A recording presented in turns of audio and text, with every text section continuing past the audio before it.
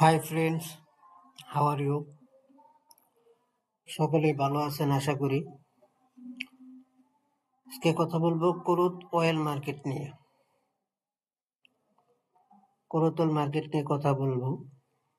আর করতল market 76.39 আছে, 76.41 হয়ে গেছে।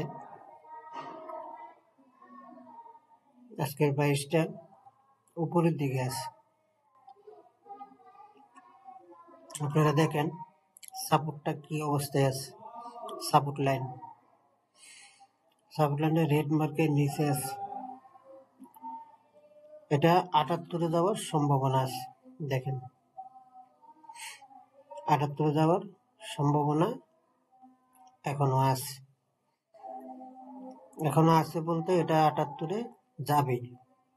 আপনারা দেখেন রেড মার্ক এখানে আছে, এখান থেকে এখানে উঠছে, আবার যেমন এখন সাপোর্ট নিচ্ছে। সাপোর্ট নেওয়ার কারণে হয়তো একটু লেট হবে, কিন্তু এটা প্রাইসটা উঠবে, 78 উঠবে। ঠিক আছে, 78-এর বেগন 76.42 সেন্ট আছে, 76.72 আছে, এখনো প্লাস আছে। এখন পর্যন্ত 5 সেন্ট উপরের দিকে আছে, 7% বাড়ছে। 0.765 এরকম আছে, উঠতেছে নামতেছে। এটা এই জায়গাতে আসবে না। এই দেখেন আপনাদের সাপোর্ট লাইনে কি বলে, এই জায়গাত আসার সম্ভাবনা নাই।